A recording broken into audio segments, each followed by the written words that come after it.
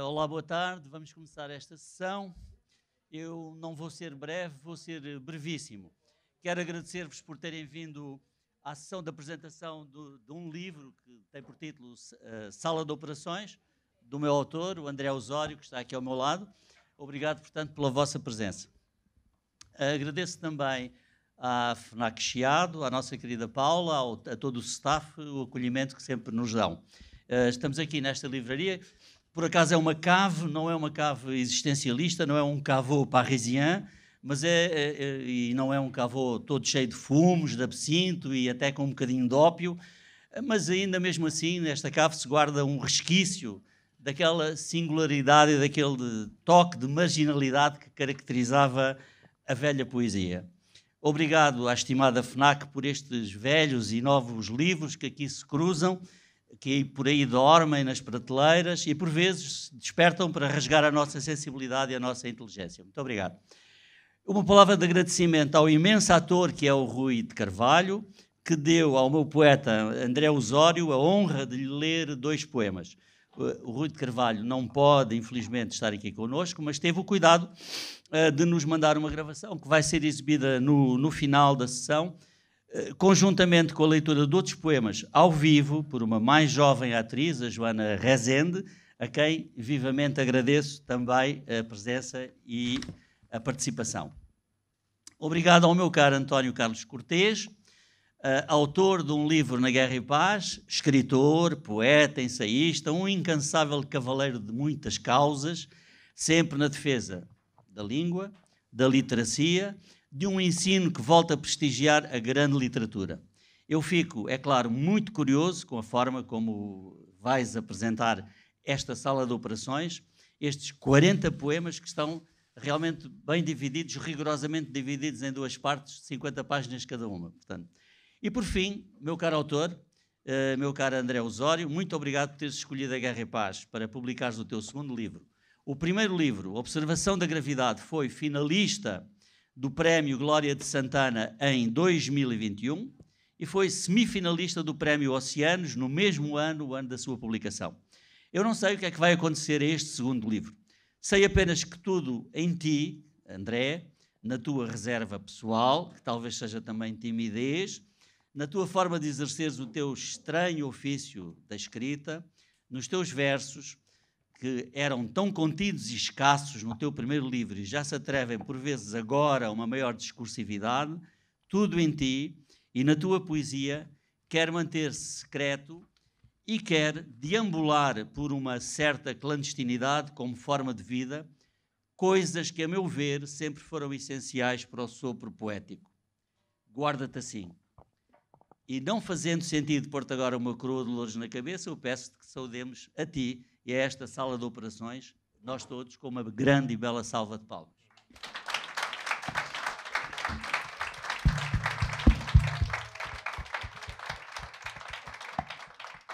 Muito bem, passo a palavra ao António Carlos Cortês, que vai apresentar então a obra de uma forma digna. Força. Bem, boa tarde a todos. Eu queria agradecer, eu fiquei muito surpreendido com o convite do André Osório, porque não, quer dizer, eu escrevi sobre o teu primeiro livro, no Jornal de Letras, e é curioso porque, lendo este livro, de facto uma primeira diferença que podemos encontrar é a passagem de um regime de poemas curtos, do primeiro livro, A Observação da Gravidade, para uma respiração mais narrativa, mais longa, neste 2º livro, aquilo que o Manuel Fonseca disse, e bem, são poemas que têm agora uma maior discursividade. Mas eu gostava de começar talvez por ler um poema do André e chamar a atenção para alguns aspectos desse poema que se relacionam depois com uma atmosfera geral do livro. Desejar também, como faz o editor, e bem, que esta poesia, de certo modo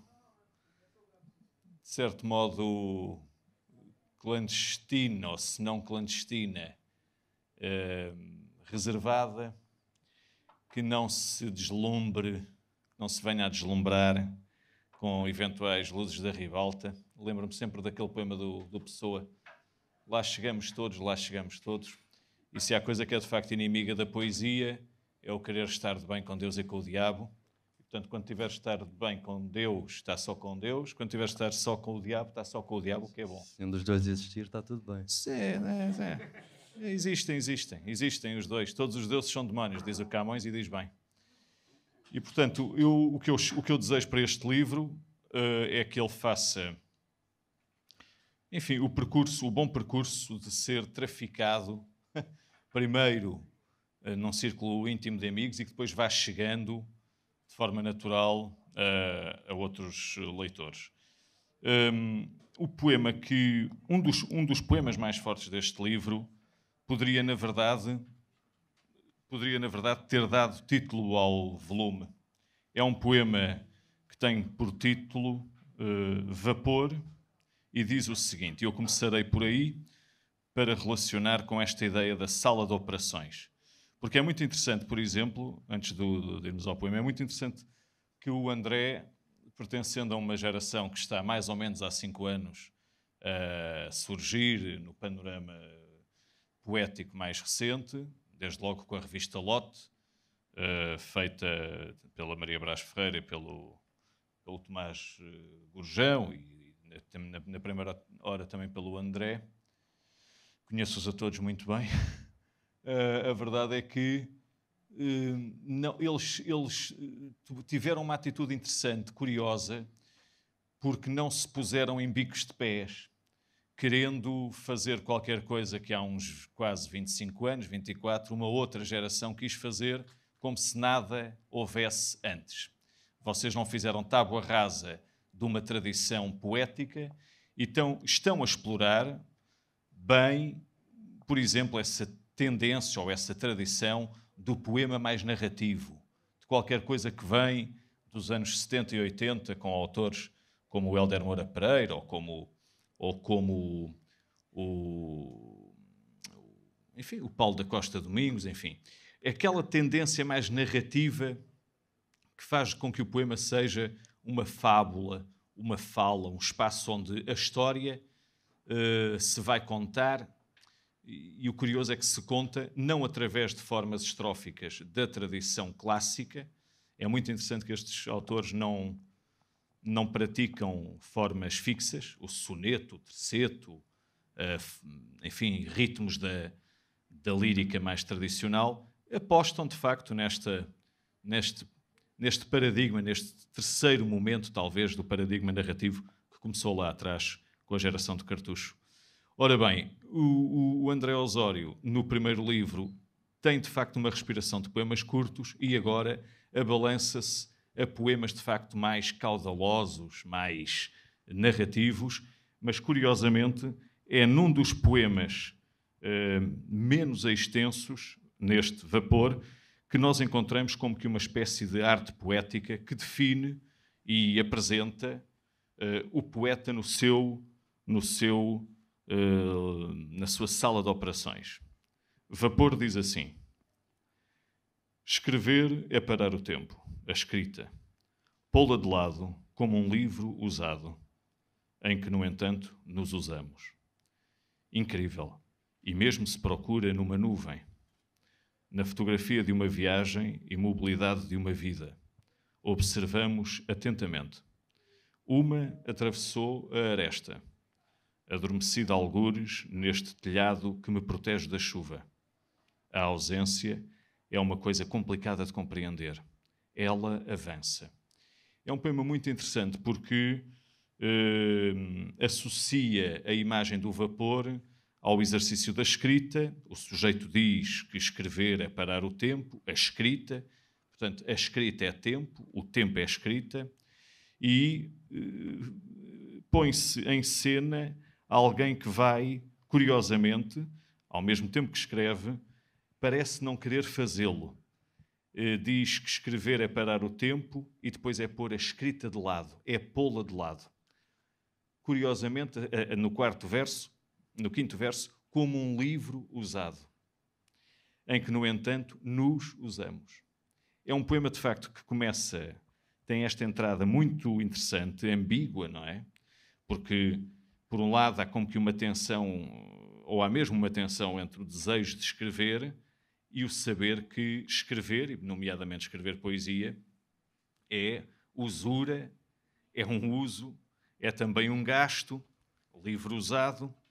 E depois, na segunda estrofe, num texto que tem 13, no fundo 4 estrofes, usa-se aqui enfim, um jeito muito oral. Aliás, a poesia do André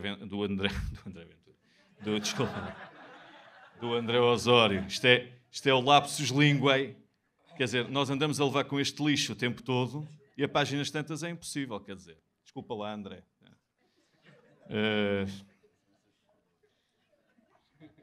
Não, até era interessante, por acaso. Uma das coisas que eu espero para este livro é que ele tenha, de facto, muita aventura. Sentido de felicidade. Que chegue bem. Mas, agora, desconfio que essa pessoa não venha nunca ler a tua poesia. Como, aliás, não deve ler nada. Em todo o caso, é curioso que, nesta segunda estrofe, o sujeito que está aqui, não é? Diga que esta ideia de que escrever é parar o tempo, é pô-la de lado como um livro usado, em que o sujeito ao mesmo tempo se usa. Depois diz, o mesmo se procura numa nuvem.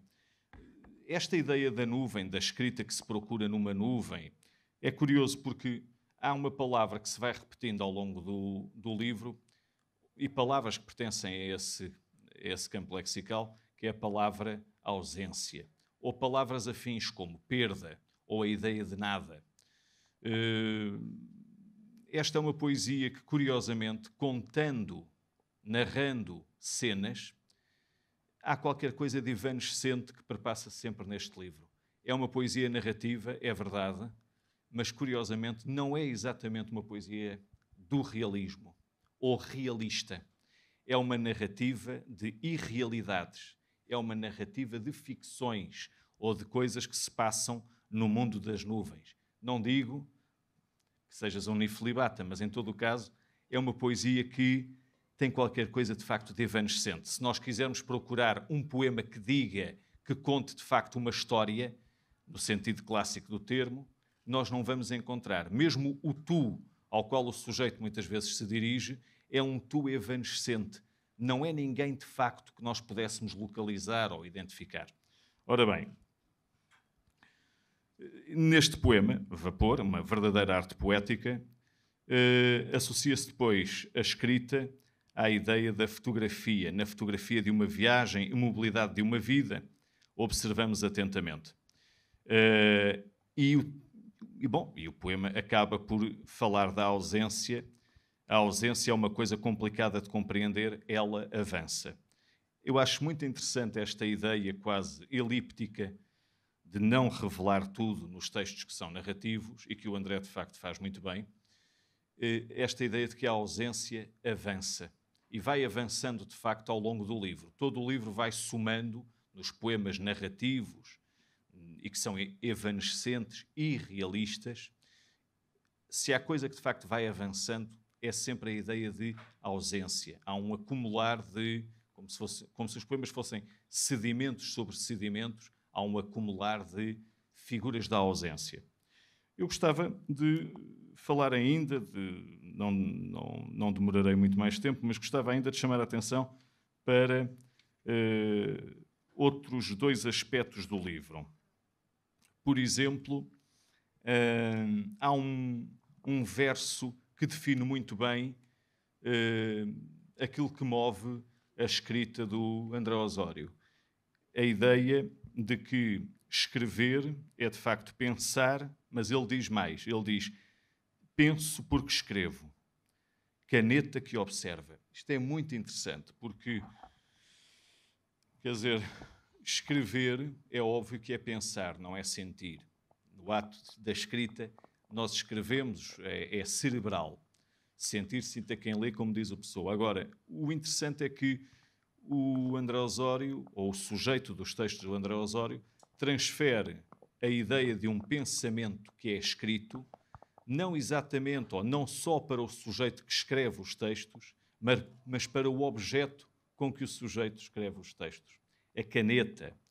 Ou então, quando não a caneta, a visão, o olhar. É um sujeito permanentemente observador de si e dos outros e que transforma o poema nesse espaço, nesse lugar evanescente em que uma caneta, objeto da escrita, sim, parece que pensa, ou serve como que, enfim, objeto através do qual o sujeito que pensa transfere o seu pensamento para a caneta. É um verso que é também uma arte poética. Penso porque escrevo, caneta que observa. E há, ao longo deste livro, a permanente ideia, essa ideia muito, muito coerente, da poesia como laboratório, como sala de operações. Aliás, o título é bastante feliz. Da muita poesia que se vai escrevendo hoje, este é dos títulos mais, como a observação da gravidade já era, é dos títulos mais bem achados, porque, de facto, o poeta que se figura nestes poemas é alguém que está permanentemente observando, como disse, está permanentemente na sala de operações observando o poema. E há dois poemas em particular que provam essa figuração do poeta como alguém observador, contemplativo também, construtor de narrativas, como digo, evanescentes. Não estamos perante um realismo puro e duro. Não me parece que estejamos nessa zona. Mas há dois poemas que eu gostava de também partilhar convosco e algumas imagens que são muito, muito curiosas, porque por detrás da dimensão narrativa destes poemas, evanescentes e realistas, como digo, há outra particularidade, é que muitas vezes o André Osório o que faz é, ao mesmo tempo que o sujeito está a observar ou a pensar sobre determinado aspecto da realidade, não é? Se não concreta, uma realidade às vezes também abstrata, a verdade é que nós somos como que assaltados de vez em quando por imagens, por metáforas que parecem desconjuntar, ou pelo menos fazer vibrar ou agitar aquele poema que, sem essas metáforas, seria apenas e só totalmente narrativo. Um exemplo disso é o poema Noite de Saldos, na página 73, onde se escreve isto. É muito curioso. Eu disse no início que o André, e é verdade, ele não cultiva formas fixas. Nós não vão encontrar aqui sonetos, mas há uma forma fixa que ele trabalha, que é o terceto. E isso não acontece sempre, mas tem alguns poemas, para mim são dos melhores poemas, quando ele pratica essa forma que lembra um bocadinho Wallace Stevens. Noite de Saldos. Somos todos especializados na nossa solidão. Os quartos, a mobília à medida, as cortinas cortando o sol perante as faces, a porta no espaço milimétrica. Contamos os dias pelos meses, a perda pela procura. Produzimos cada vez mais os anos, os ângulos. O poema continua. Mas eu gostaria de chamar a atenção para isto. É qualquer coisa que me parece que o André pode vir a explorar. Há um sentido rítmico nos seus versos. Isso não é declarado em todos os versos, mas há um sentido rítmico nos poemas do André. E há uma espécie de atenção musical indireta que joga, por exemplo, com as aliterações. Esta ideia dos anos, não é? Produzimos cada vez mais os anos, os ângulos, pontos de vista racionais de um centro obscuro, ainda que, verdade, a sombra dos lugares, dos horários, das pessoas, tornei diligentemente o sorriso de uma criança levada pela mão. Quer dizer, para terminar, eu diria o seguinte, é que, e provavelmente escreverei sobre este livro, porque de facto gostei de o ler, portanto, portanto vou ser fiel a essa leitura, mas eu gostava de talvez terminar com uma ideia, é que é muito fácil apostar numa poesia hoje meramente narrativa. É muito fácil. É também muito pobre. Muita gente está a escrever sem ter consciência nenhuma do rigor versificatório, sem ter lido formas fixas, sem haver, de facto, um substrato de leituras, uma ancoragem em leituras de poetas da modernidade e também dos clássicos. Eu conheço o André Osório há vários anos. Eu sei que ele é um leitor verdadeiro, um verdadeiro leitor também. E, mais uma vez, com este seu segundo livro, se prova que uma das melhores maneiras de inovar dentro da poesia, e em particular na poesia portuguesa, não é repetir o já feito, de uma poesia que vem contar e vem narrar os dias, pequenos charcos. É, pelo contrário, apostar numa poesia que, apesar de narrativa, ou sendo até narrativa porque quer sê-lo, arrasta consigo, para dentro da narrativa, imagens fortes que agitam quem lê e produzem aquilo que está a faltar muitas vezes à poesia atual, que é a imaginação. O André é verdadeiramente um poeta, com certeza, dessa narratividade irreal, mas é também um poeta da imaginação. E eu gostava de sublinhar esta ideia final, porque sem imaginação não há poesia, por muitos versos que se façam. O André tem essa imaginação.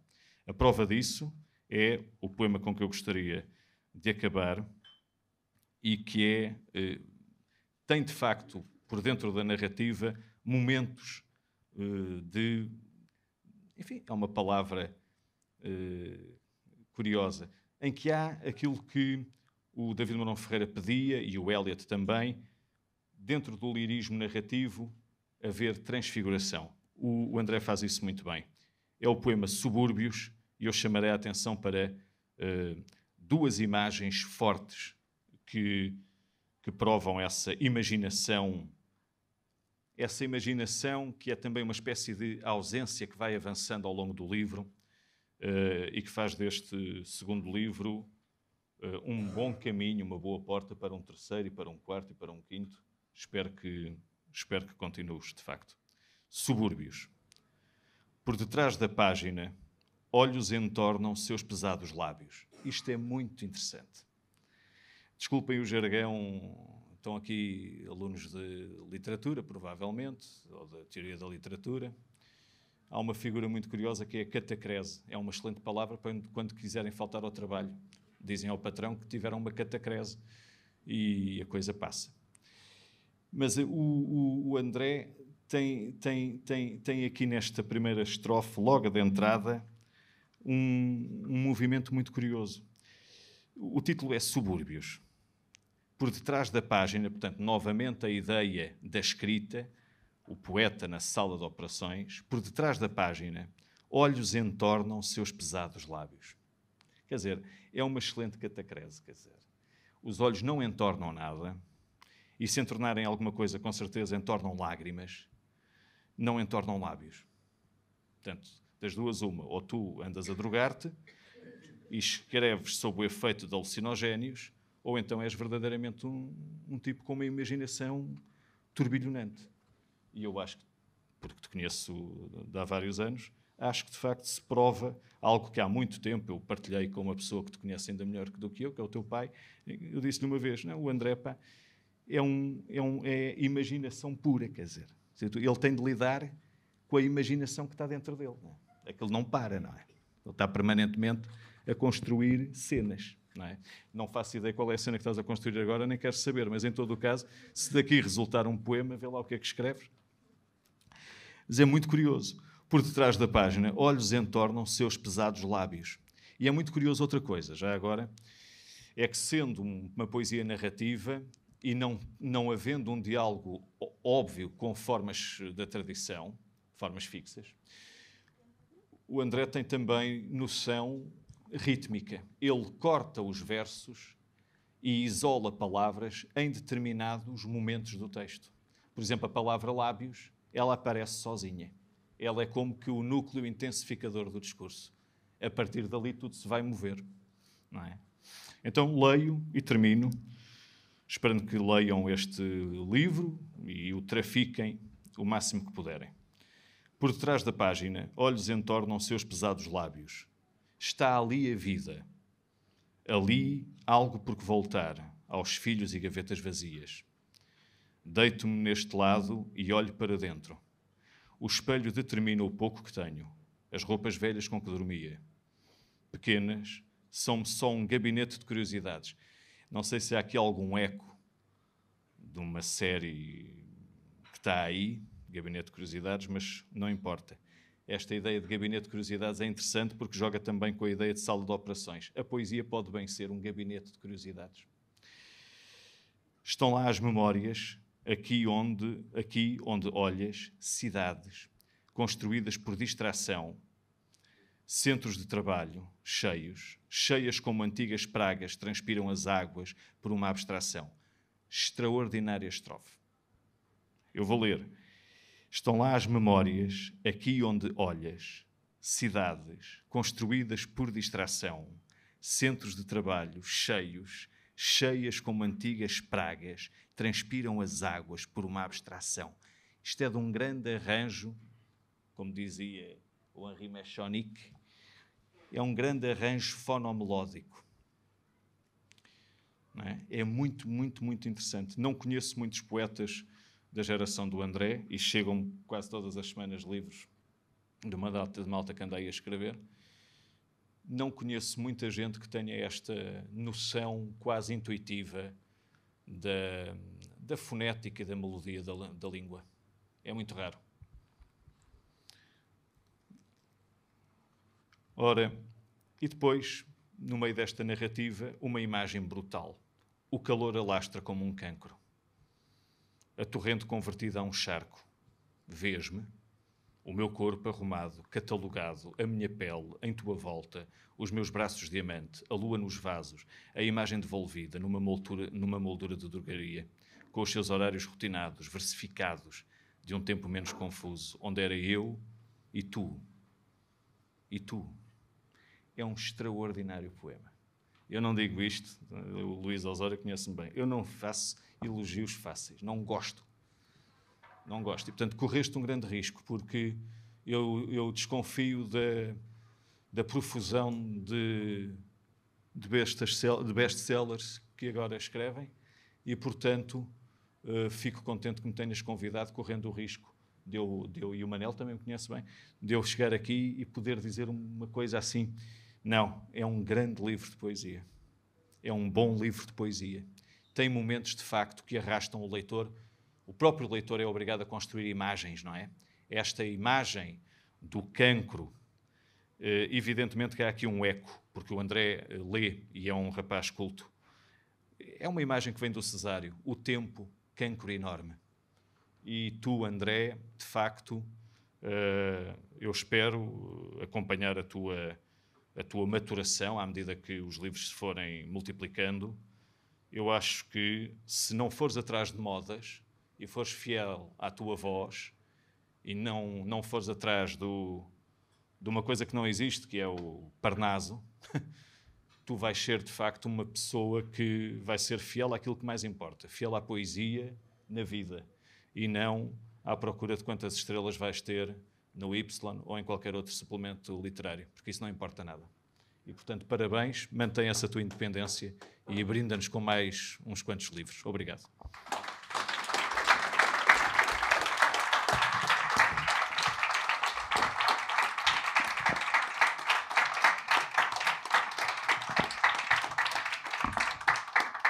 E que o livro tenha muita aventura. Bem, olá a todos. Obrigado por estarem aqui presentes neste momento tão especial, a partilhar comigo esta sala praticamente cheia. Obrigado, António Carlos Cortês, pela apresentação sensível e inteligente. Obrigado ao grande autor Rui de Carvalho, que infelizmente não pode estar cá hoje presencialmente, mas vais ler os dois poemas no fim desta apresentação. À atriz Joana Rezende, amiga a quem devo muito do que sou hoje, pelas leituras que vai fazer daqui a pouco. E, por fim, ao meu editor Manuel Fonseca, da Guerra e Paz, que tornou tudo isto possível. E, claro, à FNAC, por acolher. E que te mantenhas com um grande editor. De facto, pegando no que o professor António Cortês disse... António Carlos. As notas que tinha a dar já te O poema Vapor originalmente tinha de facto o nome Arte Poética. Ou algo parecido, pelo menos, não me lembro agora. Mas a ausência é uma armadilha neste livro, tal como a narratividade, porque a narratividade é mais teatral do que realista. E a imaginação, penso eu, está um pouco nos antípodas do Stevens, por exemplo, que é mais autocontido. Alguns... Tínhamos de falar e ter ali um grande debate. Sim. Mas a primeira parte, de modo propositado, estabelece essa ponte para esse tipo de autores. E que também são uma influência minha, claro. Mesmo em imagens que às vezes são discursivas e que aparecem lá sem eu querer. Sala de Operações é um livro que emergiu de uma dificuldade ou inquietação que em parte justifica o intervalo de 2 anos e meio que eu tive entre o primeiro livro e este que agora escrevo. É um livro que parte de um período de mudança, quer pessoal, quer no que diz respeito a um modo diferente de ver o mundo, de olhar o mundo. O livro começou para mim essencialmente há 2 anos e pouco, com um poema que eu escrevi e que era de facto diferente do que eu tinha escrito até essa altura. E tinha temas diferentes e uma percepção sobre as coisas de que não tinha a certeza de ter valor literário. Foi a partir do processo de aceitação desse poema que me obriguei a abrir-me a mim mesmo para que a escrita pudesse também absorver uma mudança dentro e fora da própria escrita. E foi daí que Sala de Operações nasceu. É um livro, portanto, que cresceu comigo durante os 2 anos e meio desde a publicação da Observação da Gravidade e se concretizou na sua maioria com o tempo que tive disponível com a Bolsa de Criação Literária da DG Lab. De certo modo, é um livro irmão, mas oposto ao primeiro, com outra face. Sala de Operações tem uma ideia de interioridade diversa, ou pelo menos evolutiva, em relação ao primeiro livro. Divide interiormente um certo conforto, ou ideia de inocência. Enquanto penso, vai mais longe na integração de referências ou influências que são parte de um eu e o desroupem, literárias, biográficas, até musicais, fílmicas ou vindas de séries. Escrita em mundo, põem-se um ao outro em causa. Sala de Operações, ele mesmo, é um título duplo. Ele refere-se tanto à medicina, à anatomia, como a um espaço de vigilância ou de autovigia. Não só por reprimirmos o outro quando não nos conseguirmos afastar e olhar para nós mesmos, vigiando como a nós nesse processo, mas também porque o acto de operar implica um olhar para dentro do paciente, como se a si próprio como outro. A própria divisão no livro, entre as partes ásigo, veias que só existem de um dos lados do corpo. Estou-me a rir, está aqui a pessoa que deu o subtítulo, deu uma ideia. E Sala de Operações, entre 40 poemas homogeneamente distribuídos entre as 2 partes, isso é propositado, para ver essa ideia de divisão, propõe sempre a duplicidade entre a inocência e o perigo dessa inocência, entre a primeira parte e a segunda parte. Ainda que cada uma dessas partes, para dificultar, ou pronto, alguma coisa assim, esteja contaminada pela outra. A memória é uma faca de 2 gumes. Agarramos afincadamente a tudo o que conhecemos, como se fosse nossa posse, e a nossa posse nós. O negativo do amor é o ódio, a violência, o outro lado da total necessidade de unidade e reconhecimento. A memória pertence a nós tanto quanto lhe pertencemos.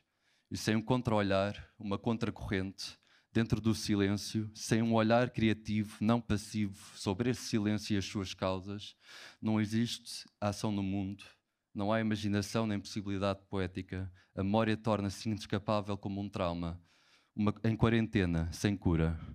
Sala de Operações é agora todos vocês. Muito obrigado pela vossa presença. Obrigado.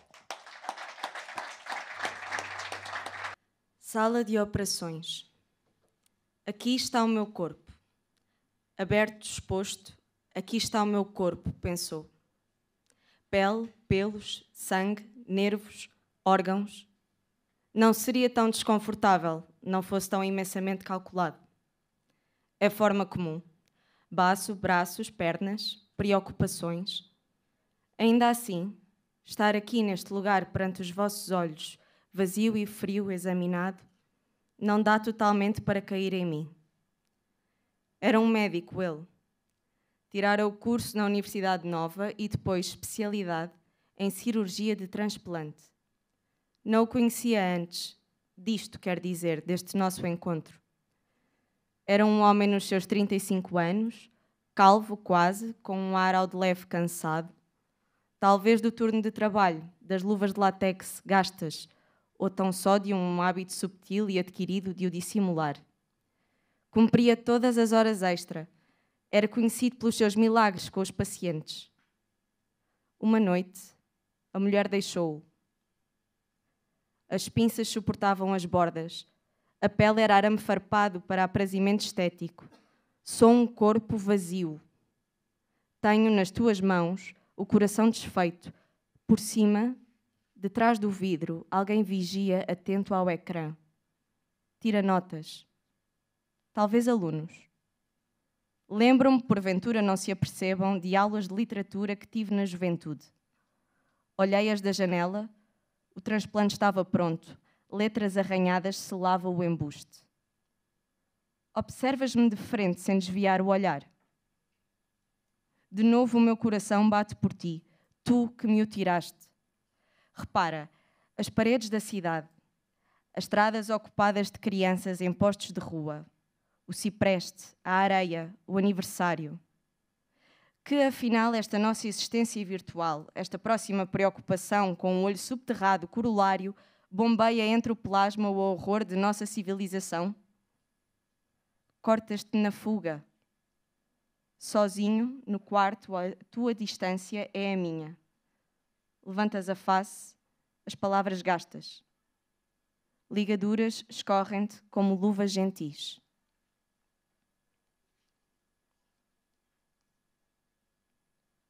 Ressurreição. A porta fechada, trabalhas no centro da mesa o mundo. Teus filhos de fora não podem entrar.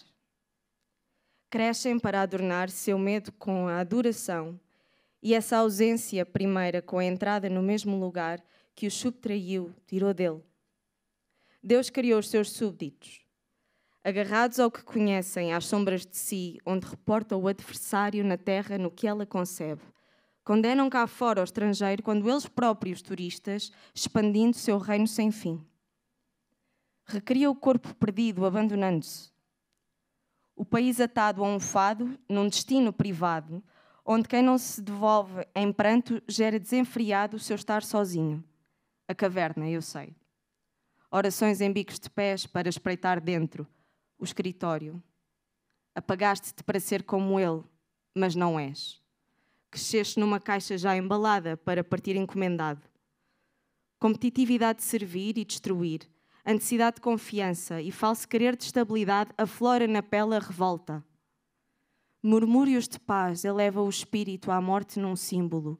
O Senhor, agora morto, é Cristo. E o seu sangue, veneno em nosso corpo original. Eva e Adão são suas duas mãos buscando atenção. Por fora, criam esperando o reconhecimento, espiam por dentro o porquê de sua intocável derrota.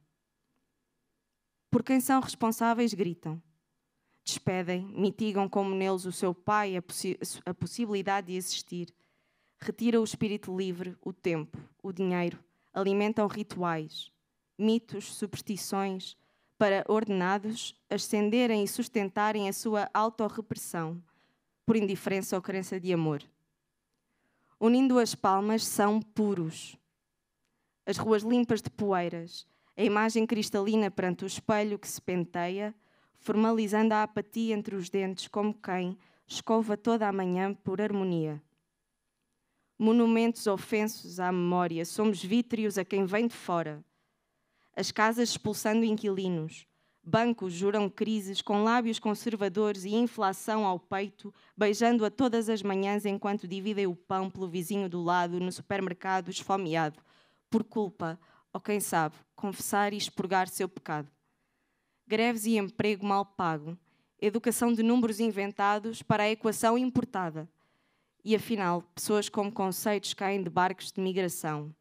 Afogam-se nos chuveiros de prédios antigos, nunca reparados, mas de valor em erupção. Dos choros secretos das sombras das casas, abre-se o descampado, onde todo o mundo celebra em face de quem realmente sofre. Os seus rostos irreconhecíveis, deitados nas ruas, refletem-se nos espelhos do quarto, escovas de cabelo e laca e incenso, filhos negados da sua vida emprestada. Louvor ao sol que os queimou por um lugar mais perto da chama. Olhos como boias, naufragando no imo da noite, encovados, ressuscitam nos incêndios alastrados pelos campos de trigo, de uva, de arroz, abstinentes embriagados no inferno que passivos atearam. Nem Platão com suas formas, nem Aristóteles na sua cadeira a sós vos salvarão, poetas metafísicos. Nem a vocês, adeptos da morte, escondidos na prótese de uma tradição. Este mundo, de facto, o vosso, mas não sem medida. A verdade, o dilo aos alcionistas, desmorona a mentira erigida. Um sonho. O intervalo, enorme, é um fosso onde as mais pequenas criaturas se lembram de mim. A casa de férias, antes da escola, algo sem cobre. Um tesouro, uma porta. À superfície, crianças brincam entre as raízes. Num terreno por plantar, sem fim. Hastes de metal ruem, asas angulam o ninho. No pátio de lajes, a água afunda a praia. O meu avô, sentado, abriga-se do sol que a árvore cortada deixou. Para trás, seus braços, como as costelas, abafam o silêncio contra o tronco. O som ensurdecedor, as asas frenéticas, batem, envolvendo o corpo. Vespas cantam a adoração do seu segredo, e as veias, coagulando, olham-me do teu sono. 2 poemas de viagem. A solidão é uma magnólia. Autocarro de gente, um cansaço de pétalas sem cor. A tristeza do tempo escorpe o autocarro, onde o que não vivemos espera chegar a casa.